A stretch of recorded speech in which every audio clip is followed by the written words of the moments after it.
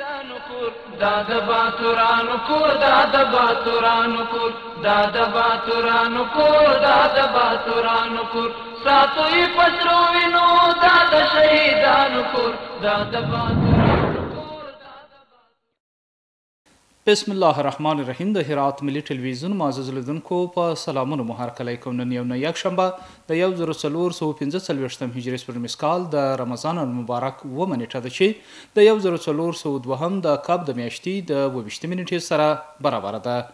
ستاسو پام د دې مهال خبري ټولګي ته راګرځوم. په سر کې د څو خبرونو سرټکي. د هرات پرمختیایي کمیټې غونډې جوړېدل. د هرات والی د خلکو لومړنۍ اړتیاو پر پاملرنې ټینګار وکړ. هرات د بهرنیو سیلانیانو د راتګ د کچې ډیرېدل. هغوی د موجوده امنیت ستاینه کوي.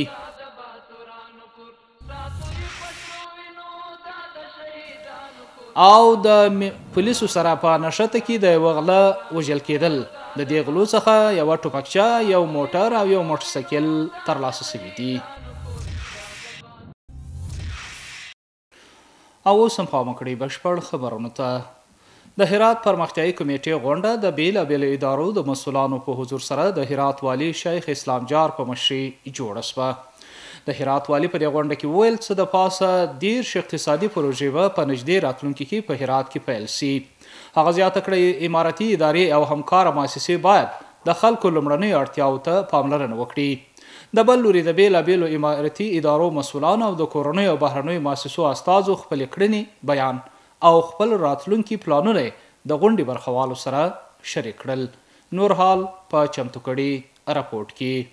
د هرات ولایت والی شیخ اسلام جار د ولایتي پرمختیایي کمیټې په غونډه کې چې د اماراتي ادارو مسؤلانو او د همکارو مؤسسو استازو پکې حضور درلود څرګنده کړه چې په نظر کې د راتلونکي کال کې 10 اساسي طرحې لکه پاشتان بند، نوې صنعتي ښارګوټی، سمنټو پروژه او د ښار جنوب خواته د ترمینال انتقال چارې پلي کیږي چې په دې سره به په زرهاو تنه په کار وګمارل شي. به بسیار سطحی بالا هم ضرورت ها را ستیده هر وزارت هر ریاست جدا حواله بده به وزارت خود. انشالله وزارت ها به آماده هستند، رئیس الوزراء صاحب آماده هستند، جناب امیر المؤمنین صاحب حاضر هستند که یک تخصیصی در نکته انکشافی ما و شما بدهند. این که بعض وقت رئیس صاحب در وسط سال تقاضا میکنه از وزیر، وقت دست وزیر هم بسته است چون وزیر تخصیصی نداره، در بودجه ملی هم درج نشده. این میمونه موضوع به سال دیگر. هغه ټینګار کوي چې باید اماراتي ادارې او همکاري مؤسسې د خلکو لومړنیو اړتیاو ته پاملرنه وکړي. په همدې حال اماراتي مسؤلانو خپلې کړنې بیان کړي او خپل پرمختیایي پلانونه یې وړاندې کړه. در سال 1403 در پلان انکشافی ریاست شهروانی ولایت هرات 46 پروژه بزرگ در نواحی 15 گانه که شامل ساخت کانال، اسفار، سرک‌ها و تندر شهر میباشد که هزینه ایشان 600 میلیون افغانی میباشد.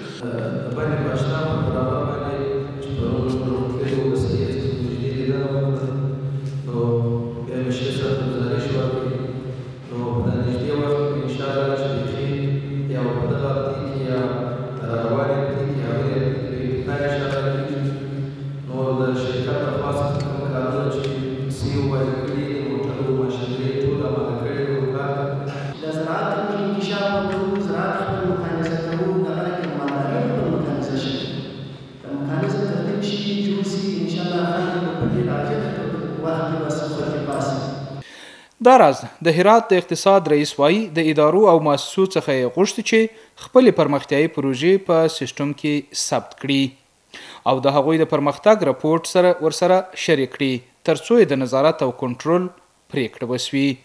دا یو هماهنګي ده د ادارو تر مابینځ او د مؤسساتو داخلي او خارجي مؤسساتو تر مابینځ. په دې کې ډېر شفافیت راځي چې کوم ستونزې او کوم مشکلات د مؤسساتو او د ادارو تر مابینځ وي او کوم مشکلات د ادارو تر مابینځ وي.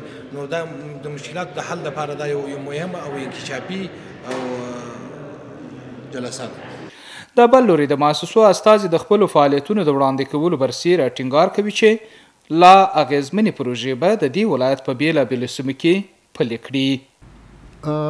در سال 2024 ما به تعداد 24 یخچال‌های سولری یا آفتابی در مراکز واکسین در 7 یا 8 ولسوالی ولایت هرات نصب میشه و تهیه میشه و نصب میشه که این یخچال‌های بسیار خوب و بسیار مؤثر است در نگهداشت واکسین ها که در حال حاضر ما 81 یخچال سولری یا آفتابی داریم و 24 دیگه هم تهیه میشه که یک 10 یا 15 مرکز میمانه که او را انشالله به سال بعدی یا در آخر سال انشالله تهیه خواهد شد. دا په داسې حال کې دی چې هرات یو د هغه ولایتونو څخه دی چې پراخه ساحه لري او د سترو اقتصادي او پرمختیایي پروژو لپاره پکې ظرفیت موجود دی. د هرات د اطلاعات او فرهنګ ریاست مسؤلان هرات د بهرنیو سیلانیانو د راتګ د ډیرېدو خبر ورکوي. په دې وروستیو کې د چین هیواد څخه 6 تنه سیلانیان دې ولایت ته راغلي چې نارینه او ښځینه پکې شامل دي. هغوی د دې ولایت د لرغونو او تاریخي مکانونو څخه لیدنه کړې ده. نور حال په راپورټ کې. د هرات د اطلاعات او فرهنګ ریاست د ګرځندوی امریت مسؤلان وایي په لسهاو کورنیو او بهرنیو سیلانیانو د هرات لرغونو او تاریخی مکانونو څخه لیدنه کړې ده. در طول هفته گذشته 6 تن گردشگر خارجی داشتیم از کشور چین که در همین اواخر ما میتونیم اشاره بکنیم که گردشگران چینایی زیاد به افغانستان خصوصا به هرات سفر کردند و جاذبه های طبیعی و اماکن زیبای هرات باستان خیلی از شبکه‌های چینایی به خود متوجه است. دغه مسؤلان زیاتوي هرات هر اونۍ په ډلهیزه توګه د بهرنیو سیلانیانو د سفر شاهد دی. هغوی زیاتوي د سیلانیانو ته لازمي اسانتیاوي برابر شوي دي. الحمدلله صنعت گردشگری در کل افغانستان خصوصا در هرات باستان افزایش و رشد بی‌پیشینه‌ای داشته که میتونیم صراحتاً بگیم در چند دهه گذشته همچین آماری از ورود گردشگران خارجی به هرات ما نداشتیم. د بل لوري هغه چینایي سیلانیانو چې دې ولایت سفر کړی دی د افغانستان د خلکو د دود او دستور د وضعیت په اړه خبرې کړي او وایي چې افغانستان اوس یو امن او د سیلانیانو لپاره مناسب مکان دی. من به صورت کامل متعجب شدم. برای محیط عالی تصور میکنم وضعیت بسیار منظم است. شما میدانید ما تبلیغات زیادی در رسانه‌های بین‌المللی شنیدیم. تعداد زیادی معلومات و اطلاعات منفی در مورد این کشور گفته میشد. دیدیم همه چیز متفاوت است. ما از این وضعیت شگفت زده شدیم. دا په داسې حال کې ده چې د اسلامي امارت په حاکمیت سره سرتاسري امن راغلی او په روان کال کې شاوخوا 110 تنو سیلانیانو د نړۍ د 15 هیوادونو څخه د هرات څخه لیدنه کړې ده. د هرات ولایت د ترافیکو پولیسو د موټر چلولو لایسنس لپاره له غوښتونکو څخه عملی آزموینه واخیستل شوه. د 108 تنو په شمیره سره چې مخکې په روزنیزو ټولګیو کې شامل شوي وو د سړک ترافیک اصول او مقرراتو زده کړې د ټولګۍ له ټاکلې مودې وروسته او د نظري ازموینې اخیستو په تېرېدو سره په عملي ازموینه کې شامل شوه. له دغې ټولۍ څخه 125 تنه د ترافیکو پولیسو د مدیر پشتونکي په عملي ازموینه کې بریالي شوه.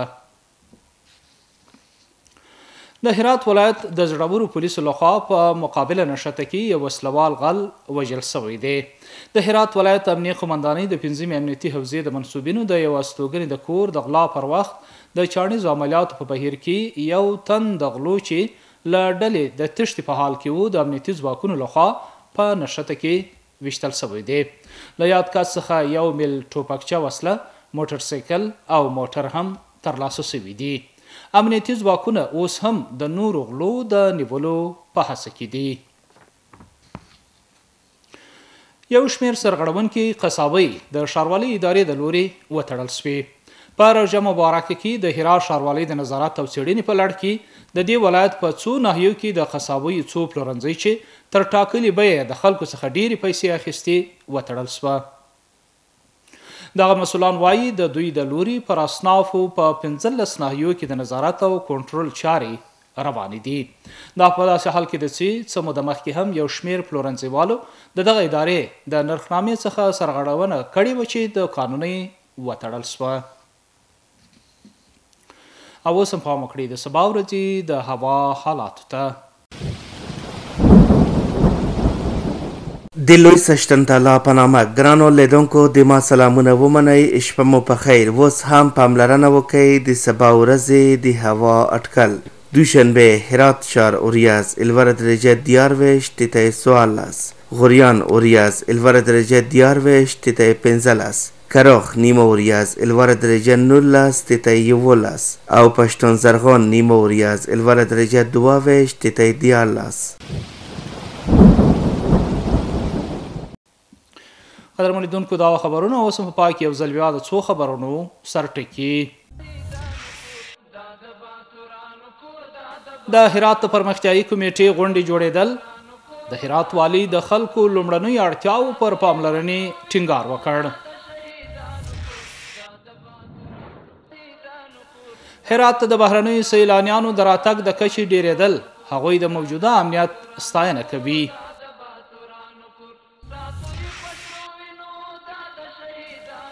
او د پولیسو سره په نښته کې د یوه غله وژل کېدل.